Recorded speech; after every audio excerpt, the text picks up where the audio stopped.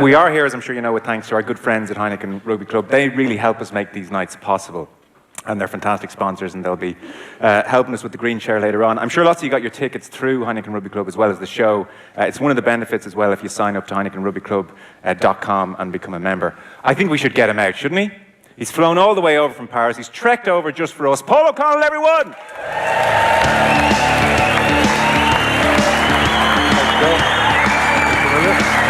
Thank you.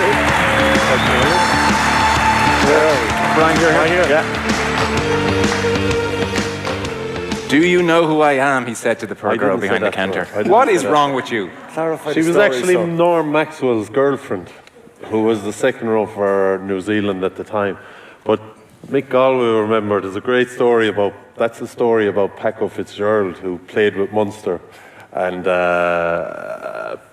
apparently he was, I don't know, ordering a coffee at an airport or something. And I think she gave a free coffee to a few of the other players, and when she got to him, she charged him. and the lads all objected, and she said, "Oh, sorry, I didn't know who you were." And he said, "Do you not have a television in your house?" So I was just using a young Munster's line as a joke with her, but yeah. Fair enough. Welcome back to Dublin, to Ireland. So you're in Paris now, yeah? When did you get in, today? No, I'm here since last week. We've 2 weeks off. We've no game for 2 weeks, so it's quite intense over there. A lot of our players have played 11 and 12 games already. So they gave them a 2-week break. They gave them kind of a week off, and then a week where they were handed out GPS vests to do their own running for the second week, and the GPS will record it. So hopefully they're not attaching them to dogs or something like that. He has a copy of that GPS on his phone, and he's up all night watching players and assessing, and he's building up a data who he's going to eat when he goes back there. That's not true. And frightened. He's actually recording his own data, trying to just beat them all. You know, it still burns inside. How many steps did you take today? I don't know how many steps I took. You don't have one of those things on there just to assess that. Oh, jeepers, give me a break. I mean, you keep playing down the competitiveness. I don't play it down. But you're clearly a weirdo. It's very much under control now. I would admit that it did go too far. I mean, we don't play. I remember we were playing Monopoly with my missus one time, and a few of the people that were living, we had people, when I was young, when I bought my house first, we had people living in the house. I used to love Monopoly. We used to play Monopoly, but I remember one day we nearly broke up. She started selling her properties off cheaply to other people to try and beat me in Monopoly. You should clarify it's your wife now, Emily, in case she's listening, not your missus. But, and we had a massive row. She was in tears. And, for God's sake. What's wrong with you? The best man to ever play. Was it the Limerick version of it? No, it wasn't. No? It wasn't out back then. No. He has a habit of bullying people. I came to, I think it would be workforce bullying now in modern term. I came to a meeting one time, and he claims I was late. It was a senior players meeting. And I was claiming I was on time. And anyway, he was initially I could see the blood was rising a little bit, but he was letting that slide. Let's get on with the meeting. And then I decided to take out an apple. And Granny Smith now. And it was a really kind of apple when you bite into it. Everyone in this room here would hear it. So I was fancying this apple, and I said, no better time to have it just as the meeting starts. And so I was crunching away into the apple, and I could sense that there was grinding a teeth around me and maybe behind me, and I could feel his presence. And he flipped after a few minutes anyway, and in a not so nice way asked me not to eat the apple anymore, please. I remember Wally. It couldn't have been a senior players meeting actually, because David Wallace was in it. But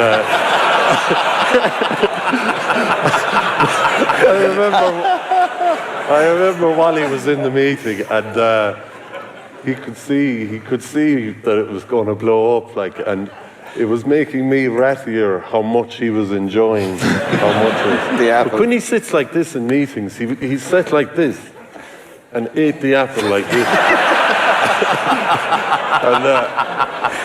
But like we probably have a big game at the weekend. You know, we might have lost the weekend before. And a pretty serious meeting. But part of me, because we fought a fair bit and there was a fair bit of tension at times, even though we got on unbelievably well off the field, I just felt that, I know I'm annoying him, but I'm enjoying annoying him. Yeah. And it reminds me of a story. I remember Nathan Sharp I asked Nathan Sharp why he didn't go into coaching, and he said he just couldn't handle some of the young guys that were coming up in Australia. But and I'm sorry now to compare you to some people, but he was telling a story about that they did the same thing, senior players meeting, and a few of the guys were late. James O'Connor and Quay Cooper were late for the meeting. But eventually they arrived in 5 minutes late into the meeting with flip-flops on, boardies, short-sleeve tops, and 2 bowls of cornflakes, and proceeded to eat the bowls of cornflakes during the meeting. So you were you're sharing in stories esteemed company. about the crunching of the apple and the cornflakes. I feel your pain, I said to him. It's ultimately a story I love, though, because Quinny, you wrote a piece about O'Connell a couple of years ago, and you said you knew he had a few on board when he'd come across to tell you at the end of the evening. He'd get you in a bear hug, and he'd say he loved you, and then he would say, "I'd die for you, Quinny. You know that, don't you?" That was the one from... I definitely tell him. I definitely probably told him I loved him a few times on a night. And that you'd die for him. And in I fairness, don't know to die for you. Would you die for him or not? No, slagging aside, in fairness, he had this kind of edge on him about competing, and like Drico says, and that's part of your nature, but I loved when that came off, when we had a drink or when we were away. We didn't even have to have a drink, because when he could kind of bend the rugby, that's when the fun and the stories would come out. In fairness, we had incredible times away, not just us 3, but on different tours. And we were in South Africa in 2004. And see, both of these just suddenly sat and straightened up in a very... They were like, what's he going to say? I'm no body language expert. But someone went down and said Africa. But it was... Something went down. So we finished the second test, and we were due to fly home on Sunday, and there was about 10 of the boys staying on the Sundays. They were going to stay Sunday night, Monday night, Tuesday night, and fly home. And we were due to fly home with the vast majority of the squad, and I got a text off Paul about 1 o'clock on the Sunday, and he was down in the bar. We went down, had a drink, and it was end of the season, end of tour, and as you do, you have a few drinks, and the cracks started happening, and a few more joined, and then we were on the bus then at 5 o'clock, and we were like sad leaving the 10 or 12 other guys. We were like, we should be staying. So we went to the airport, and we were about to get on the check-in, and then we were turning the trolley around and going back and forth, and we ended up staying. And we went back and we arrived into Camps Bay that Sunday night to the boys, and we were they cheered us around the pub. It was like we'd won the World Cup. Yeah. It was just any excuse to have fun. And I remember that night, after having the most incredible day of fun and stories, laughter, we were sitting outside a nightclub at about 2 or 3 o'clock in the morning, and we were just chatting, having a drink, and he started telling me he loved me, and he got all kind of emotional. What happens the next morning? Is it just don't talk about it, or is it full blown denial, or no denial? No, it was funny that day. I remember that day, and people. I'm sure people have heard David Wallace speaking at plenty of events, and he's so prim and proper, but he's the root of so many funny stories.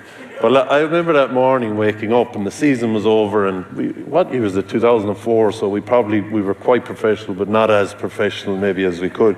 But I remember I woke up in my bed, and there was actually a can on my bed, a full can that was unopened. And I stood up in my bed, and I said, "It's the end of the season. I may as well open it." and he probably looked around to see is there anyone looking here who's going to judge me. And I drank it, and then I said to myself, "Geez, it's like 10:30 in the morning. I might head out and see if anyone is around for a drink or anything." And I headed out the door, and David Wallace was standing outside in the corridor. The aftershave hit me from down the corridor. He was up at 10:30 in the morning, showered, shaved, aftershave on, gear packed, on his way down to the bar. And we ended up in the bar for the day, and We ended up changing our flights and staying on in Camp Space for 3 days. But we woke up, it was hilarious. We woke up on the Monday morning and we had a triple room, Wally, myself and Paul, and we woke up and we were absolutely in We bits. calculated our caps. Yeah, Were we all on we 27? all were on 23 caps. 23 caps, yeah. And that was 2004, and I was calculating it about 2 years ago.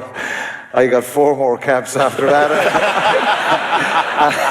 He got about 97 or 8 more. Wally got about 60 more. And I was saying, Jesus, where did it all go wrong for me? Like, maybe it was that night in Camp Spade that it all went wrong. But we were like, honestly, we had the fear when we woke up, the three of us, and we were looking around and we were like saying, Jesus, that was such a bad idea. Staying on, I wish I was at home now. And here you are 14 years later, and it's a great memory. So you made the move to Paris. Where were you with coaching? You'd done a bit with the Munster Academy and the Irish Under-20s. Did you then decide, I'm going to give this a shot full time? Did you start ringing around agent, or did it just come up? I was dipping my toe in a bit, and it's like anything. When you're dipping your toe in, you're probably not really responsible or really accountable for anything. And I think I enjoyed the 20s World Cup and the experience with the 20s, but I kind of decided that if something really interesting came up, I'd go and do it, because I got into the stage where I was getting an edge to go and do something, whether it was in rugby or without rugby.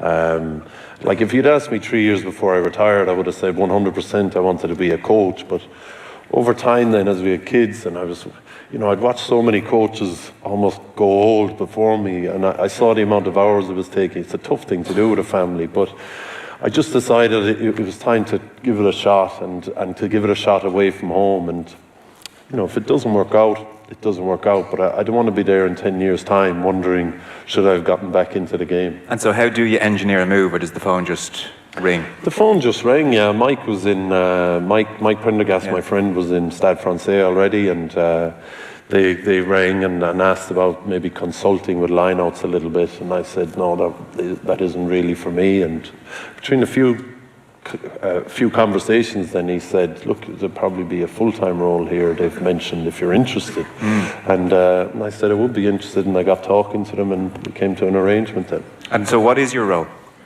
Lineout and why is that funny? The lineout and the ruck. But it's like anything, you end up doing a bit of everything and helping out in every way you can, but that's my main role. Okay, and how's it been going then? What have you discovered about the life of a been coach? spectacular. No, we're not knocking it out of the park yet. Why not? Why not? It's a good question. I think one of the things that I found is that with Munster and with Ireland, we had a line-out system that just evolved over time, and we ended up with this system that was really good, and it's quite simple, but it's not like we started from scratch and we all learned this system and way of doing things. It's just, you'd actually, if someone walked in off the street and looked at it, you'd wonder, how did you get there at all? Some of those calls make no sense whatsoever. Can you give a brief explanation for the uninitiated like myself as to how they're strange? Is there an example? I don't know the first thing about line-out calls either. Like, we literally are disconnected from what goes on. And I played scrum half in school, and I never knew where the ball was going. I just was looking at the strength of the hooker's throw to see if it was long or short. Now, it was a little bit less elaborate then.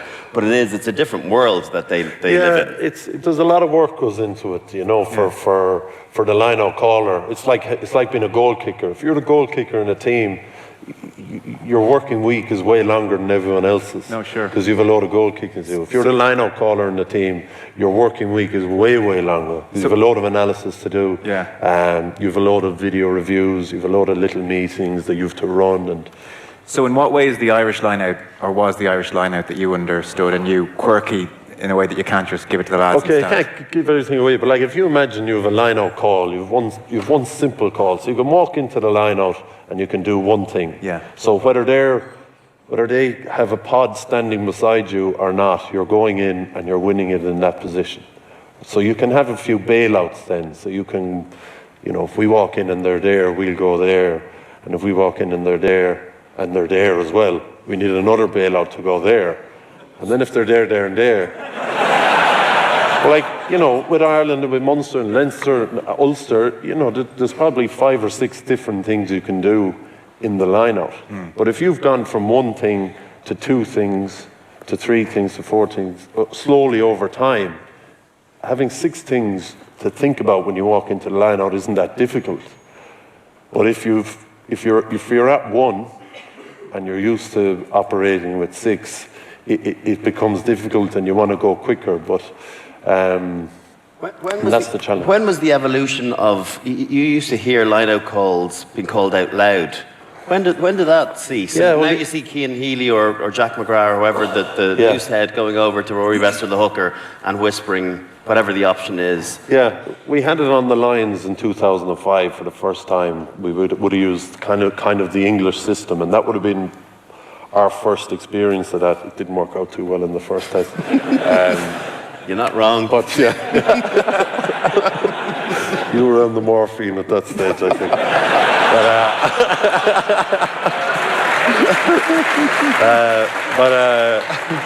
But it was a really good system. And then Gert Small came into we were beginning to bring something like that in. Gert Small came into Ireland then, and we went back, even though our line-out really improved, we went back to, you know, walking into the line-out and then stepping out of the line-out and going 24, 46, 53, 72, and only one of those numbers made sense. And then you go back into the line-out and do it. But teams had started waiting for you to go. So you'd walk in, you'd have a look at where the space was, then you'd step out and call the line-out, and they'd move into the space. So Leo actually came back from Leicester then and brought the English system back again around that time when he started getting picked for Ireland again under Declan Kidney. So that's when it really came in. So now, if you look at teams, if you go to a game at the weekend, you know, 30 metres away from the line-out, everyone will huddle around Dev Toner or Ian Henderson or whoever it is, and then they'll all jog into the line-out. Jack McGrath or Cian Healy will run to the hooker, give him the call, and then they'll walk in. So, but within that then, even though there's one call, within that there's 4 or 5 other places they can go to with some little bailouts, yeah. So specific to Stad, they probably historically were considered to be one of the more difficult clubs to go and change culture or change type of play. Michael Cheika went there after a successful stint in Leinster, and then, you know, he told us afterwards it was like bashing his head against the wall. It was impossible to change the routines. What do you go in there, and how much change do you implement immediately, or how much do you have to feel as though you're just a facilitator for what they're doing? Well, that's not my experience, because I certainly think the French players certainly look at the way some other countries are doing things now and realise we need to do that. And maybe they weren't at that stage when Michael Cheika went in there. Like, my experience is that the French players are the exact same as the Irish players were maybe 10 years ago. They want really good coaching. You know, they want really good strength and conditioning. We've a load of guys that would overtrain if they were left to train, and that wouldn't have been my impression of French rugby when I went over. I would have thought, God, they're unfit, they mustn't train that hard. These guys train really hard. You know, I suppose maybe some of the smart training methods that are maybe in Ireland and New Zealand aren't fully in there yet, but I would say we operate under a South African system, really. We have a South African head coach and 2 South African assistants coaches, and they really probably call the shots on a lot of what we do. And there's no argument from the French guys, from what I can see so far, anyway. And I don't sense a difference. I just see them almost the exact same as Irish players now. Is there an acceptance for them for more knowledge, like going back to the line-out?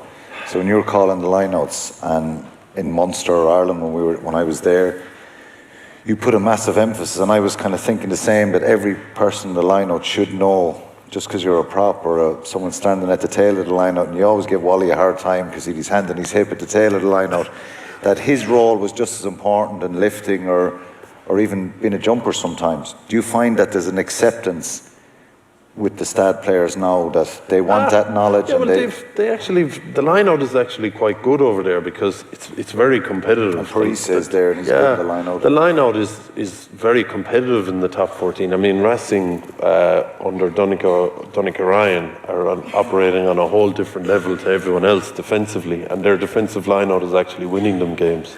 Some teams can't win any line-out ball against them. So line-out standards are quite high over there. It's just, it's like when Rob Penny came into Munster. If you're used to doing something one way for a long time, one way isn't right and one way isn't wrong. It's just change is difficult, you know. And so can I ask you, based on, and we're only, 9 games into the season, and Stad, by the way, are third. They've won 6 of the first 9. Have you got a taste from it to the point where you think, yeah, I might actually, this could be a career, I think this is for me, or is it, or how you find it? I think I need to get, you know, it's like, I would compare it to translating French. You know, right now for me to translate something in French, you know, if you give me something that long, it'll take me an hour and a half. And I'm kind of the same with my work, with rugby. You know, I have to watch things several times to really try and figure out what we need to do. It's grand if you're the guy calling the line out, which I would have been with Ireland or with Munster.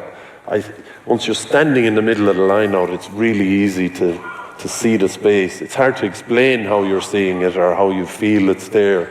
You just know it from doing it loads of times. Yeah. Whereas when you're standing outside the line out and you're trying to explain that to someone, it's a lot more difficult. Right. So for me, that's the challenge, is the amount of time that coaching takes at the moment is incredible. So and I was saying, if I didn't have a wife and 3 kids, you'd end up staying there till 11 o'clock at night watching rugby and talking about rugby and, you know. No, you would. No, I think most coaches would. I think even with the 20s this year, the level of work the coaches were putting in, and I saw with Jerry Flannery and Felix in Munster, Rassi Erasmus, Jack Nienaber used to come in at 4 and 5 in the morning, right, just so he could get home at a respectable hour for the kids. Joe obviously puts in massive hours. So I think it's one of the big challenges of the job if you have a young family is the hours. It's incredibly enjoyable. It's really interesting. You know, trying to figure out what's going to make you help you win a game is really an interesting journey, but it takes time. Yeah, no doubt. And where are you with the language? I mean, I know it's a South African coaching ticket almost, so they're probably speaking a lot of English. Is your French decent now? That was one of the reasons you wanted to go over it. Yeah, it's not decent, no. Right. It's far from it. How's your French accent? It's not great. But I'm determined to learn it. I mean, I love trying to learn it. I mean, we used to call, you know... God love the poor person who's teaching you We used French. to love... Jesus. Marcia. He's going I have a teacher called Marcia who won't explain anything in English to you. So, like, you know, you could have a word like, I don't know, commence to start, and you ask what commence means, and she'll spend 5 minutes telling you in French what it means, and you'll be like, just tell me the word. But I enjoyed it. It's in the club, you know, a lot of the players can speak really good English. A lot of the staff speak really good English, so I kind of go out and drink coffee, hang out by the coffee machine and try and talk French to the marketing staff and stuff like that, and they just get sick. They're sick of me now. They run a mile. And in France now, Mikey was in Bourgogne 17 years ago, and no one would speak English to him. And now no one will speak French to you because they all want to learn English. So I go into a shop and, you know, they look at me and start speaking English, and I start speaking French to them, and they just speak English back to me, and I stick with the French. It's a real standoff. Walk out with the wrong thing,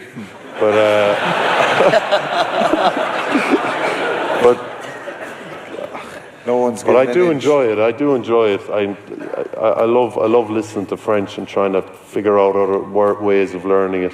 Did you do French in school? I did it the 3rd year. Right. I did. I went to an all-Irish primary school, and we did a bit of. I went to Alliance Française when I was in school, and we did German in primary school. We did a bit of Latin, which shows how old I am.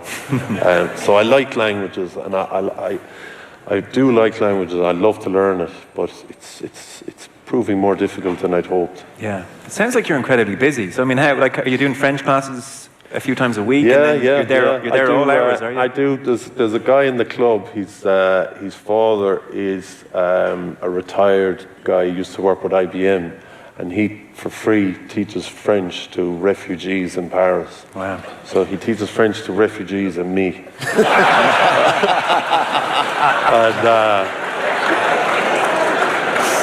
So I do like 2 lessons a week with him. Right. We are doing, at the moment, you laugh, we're doing, Rugby for Dummies. Those books, like you can buy French for Dummies or whatever. We're doing Rugby pour les nuls. That's a dummy in French. So we're doing that book. And I have another girl then, Marcia, who comes into the club to do 2 lessons with me as well. Then I listen to podcasts. And I actually listen to... I have Charlie and the Chocolate Factory in French, so I can listen to that, and I can listen to it on Audible and read it on the book. So that's another thing I do. And I'm actually probably not learning at all. I'm doing a load of different things with no structure whatsoever. But yeah, I enjoy that part of it. I mean, you just make mistakes all the time, and like the word for starters in France is les titulaires, and that's what I do exactly. So whenever we're doing lineouts, the subs might be in, and I'd be there. Okay, les titulaires, and then I'd be laughing to myself. And they're like dead serious. The starters walk in. Just don't want to interrupt you because I don't know what's going to come out of your mouth next. Oh, actually, by the way, so later on we're going to do our skills challenge. You may not realize this. You've changed off the ball history in terms of how we do skills challenges. Yeah. Since he's mentally been practicing that all day. He doesn't know what that skill is yet, but you can be sure he is going to win that. We've had to change the skill. We've had to come up with skills. Well, skills that require less coordination. This was the scene in Limerick when we thought that a professional athlete for about 15 years would give a decent effort. Yeah, but I'm not a goal kicker. That one's not so bad. It's this one I just can't stop looking at. Slow motion again, please. Oh. I don't see why you have to change it based on that, though. Have you thought about box kicking coaching at Stad, no? That was just purely to embarrass you. We haven't changed it. You'll be drawing pictures later on, believe it or not, which is something to look forward to. So, how long are you going to stay in Paris, do you think? How long will I stay? Yeah, with Stad. Like, ideally, are you planning on a 2, 3, 4, 5 year thing? I don't really know. I honestly don't know. How do your family enjoy it? I know how long you're not there. They're enjoying it. They're enjoying it. It's not easy now, mind you.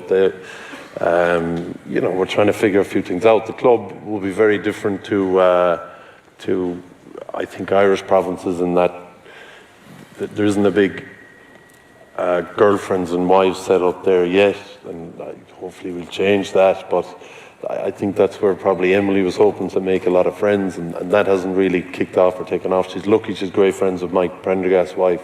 And they pal around.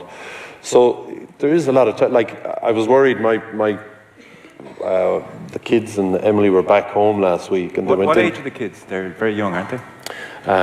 They're 8, 3 and 11 months. 8, 4 and 11 months. And so they had a great week back home. I was worried that they mightn't go into school yesterday, but they bounced into school, and they're both in fully French schools. I mean, Lola's school, no one speaks English in there whatsoever, which is great. She's probably learning very quickly. Yeah, she probably will learn it very quickly. Yeah, I'm hoping they will. She can read you Charlie and the Chocolate Factory. Yes. That'll be great. You can bring her in for the lineouts, maybe. She could do a bit of translating. To translate for me. Yeah. It's like something we do is have Lola in at the session. We thought he could get the edge in the opposition. So I guess your point is, like, it's not just a decision about you or Stad, it's about family, it's about a whole range of things. Yeah, well, we nearly went to Toulon. We were eager to do the French thing. Emily was really eager as well. So yeah, it's a bit of everything. Yeah. It's not just rugby, it's a bit of everything. Do you map it out year on year, or are you a 5-year 5-year plan? Yeah. Not at all. No. Genuinely, no. I just look.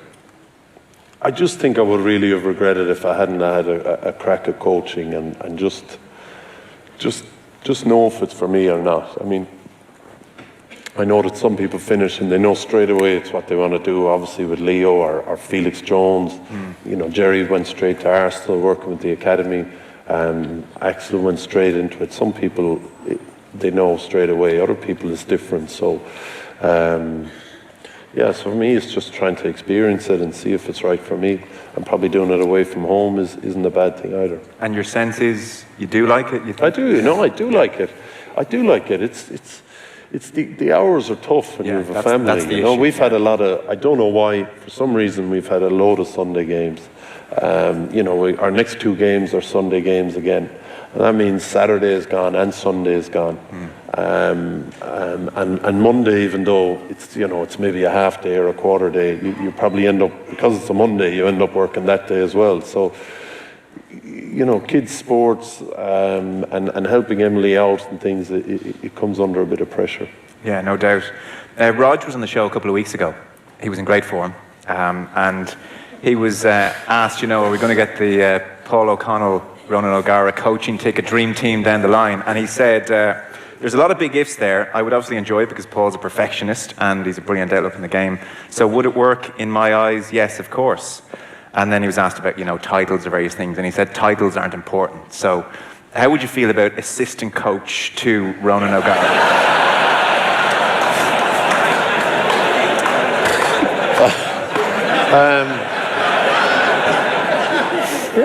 It'd be great, I'm sure. On a serious note, it's funny, because I think we had a bit of crack before. He answered a question for me where he said that we've spoken and we'd like to play. Well, I like your shoes. Where we'd like to coach together, and I said, listen, I don't even know what the answer is to that. So for me, I think to go and do what maybe Leo is doing, or Felix is doing, or Jerry Flannery is doing, to coach here in the province you played in, is a massive leap. You really need to know this is what you want to do, because it's going to be hard. It's going to be very, very hard, because you're so committed to the province anyway, whether you coach it or not. So for me, the question is about whether I want to coach full-time or not. It's not a question of who you want to do the job with. I definitely think that you need to do the job with people you get on with, and people you like, and people you can work with. I think that's really, really important. And people that are, passionate about it the same as you, and people that you can argue with as well. I think that's really important. Yeah, sure. Argue and not fall out with. Quinny? Yes. What about myself and yourself? Would we not be the dream ticket, no? Yeah. We'd be telling all the players we love them at night.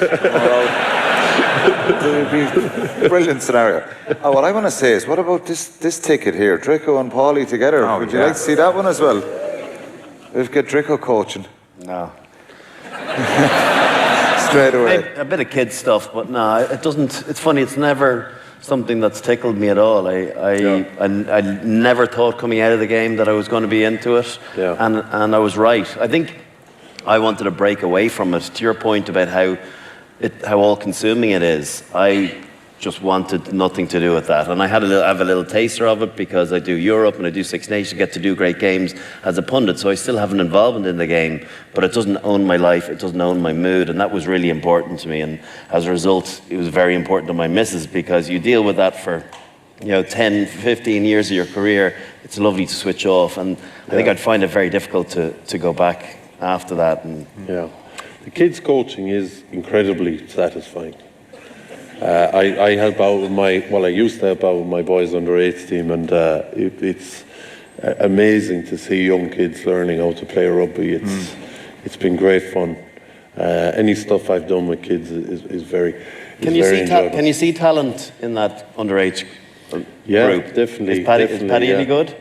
Paddy's not bad. He's Oh my God. You fight with your wife over Monopoly. You won't even say your own son's good on the radio. What's wrong with you? Joe, He's not that bothered by it. He goes down and he enjoys it. He's not. Do you know what he used to say to me when our sons were born? This is a joke. No, it's not a joke. This is not a joke. Say something that I said is a joke. No, it's not a joke. You said to me, my son was born AJ before you, Paddy, and then they were palling around together when we were in Limerick, and you said, you know what? He said, I'll always tell Paddy to fake an injury to give AJ a run in the game. Just to make...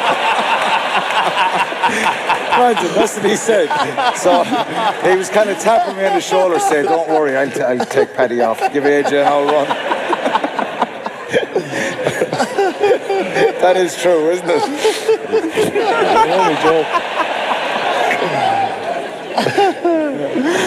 Oh dear. I'd say you're glad you flew back all the same for tonight, though, are you?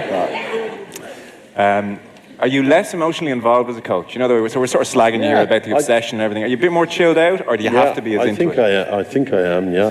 It's you kind of. It's not easy, but you kind of have to be. I'm not great. I probably have bad little periods in the game, and then I get it together again. But I think as a player, it's a big difference between being a player. You're trying to, as a coach, you're always trying to see stuff all the time. You know. I don't always see it. Is it easier to switch off as a player or as a coach? I think it's easier to switch off as a player. As a player, your work is done. Like, you can train on, like, what day is today? Tuesday with the Irish players. They'll have worked really hard yesterday and today, and they'll have finished Tuesday afternoon. And they'll have Wednesday off. They'll have worked really hard, and they'll probably guys that do a bit of analysis, a bit of recovery, but their work, there'll be a great feeling that your work is done. As a coach, you know, you can always watch training again. You can always watch the game from the weekend again. You can always watch the team you're playing this weekend again. You can always watch the Saracens lineup to see what they're doing, or any other team does. You're always trying to recruit, so you're always watching other players around the world. So as a coach, it's the work is never done, and that's really annoying, I have to say. Do you have to let more slide because as an individual it's on you perfection, whereas when it's not you, and maybe some players, you know, your humility won't allow you to say this, but some players aren't as good as you were as a player, and so ultimately you just have to go, well, they're doing their best.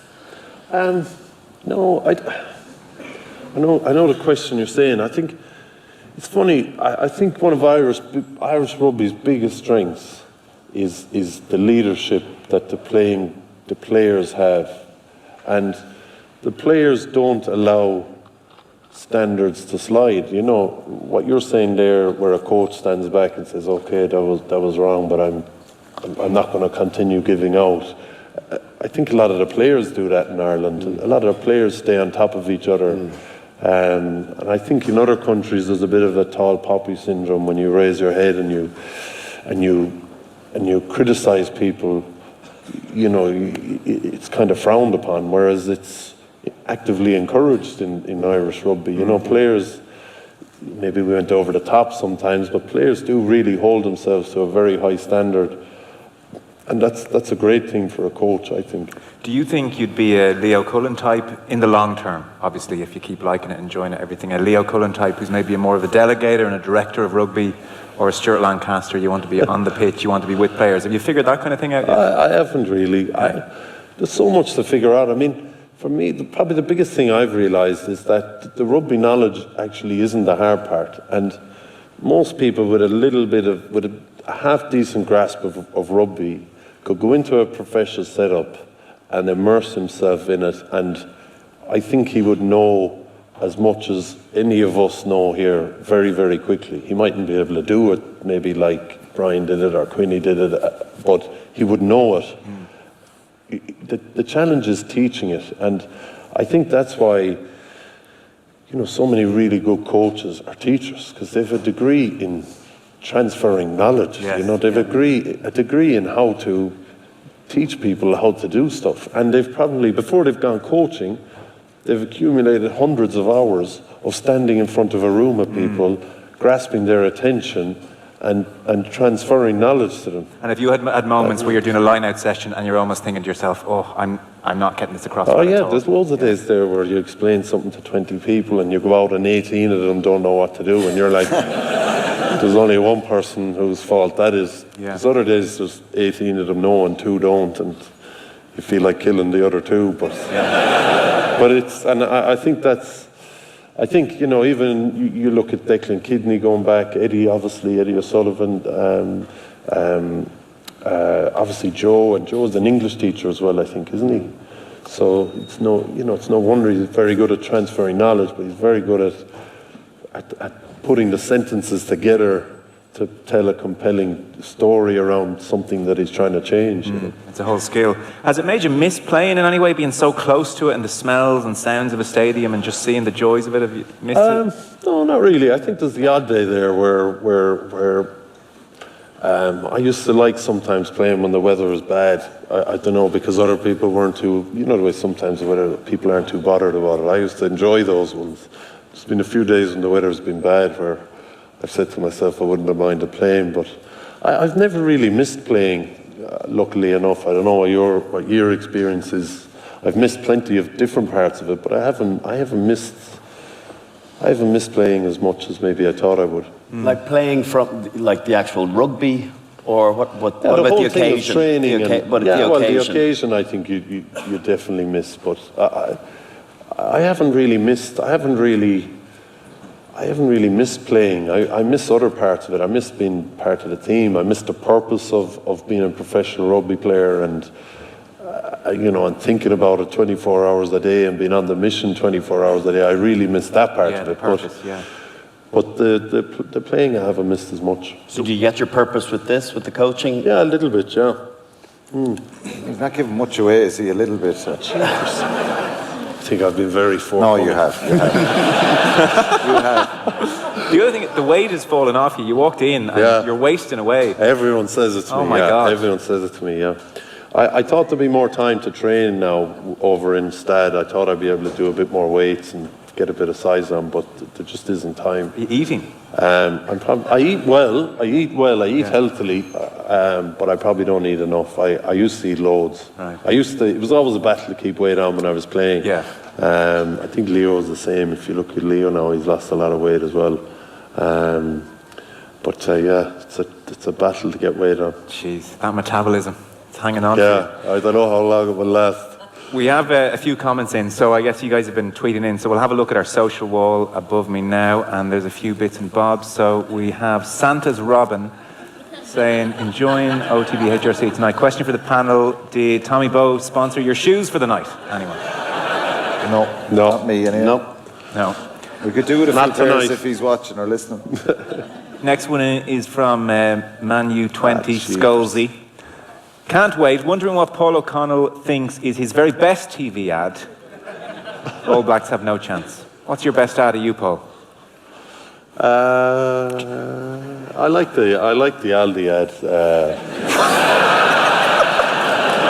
The one where I appear for 3 seconds at the end and don't have to act. But is that the one where you say? I like the Aldi stuff has been. Is that the one where you say to the kid, "I'll take it from here"? Or I'll something? take it from here. Yeah. How many takes was that? It actually took ages. I'm not the world's greatest actor. I tried to make it as easy as possible for me. But I have enjoyed that stuff, yeah. The Aldi stuff has been great. And what other ads have you done? I don't know, jeepers, can we move off this? It's what people want to talk about. Question. Pinergy. Oh, Pinergy, for God's sake. Yeah, There's an opportunity to get the plug in. It's award-winning. Jeez, come on, man. Pinergy has been my favourite one. No surprises there. Any last text or two we want to get through? No. I think we're moving on. Well, you're all staying with us, but I think you'll agree Paul was brilliant. Paul O'Connell's fresh in this evening, everyone.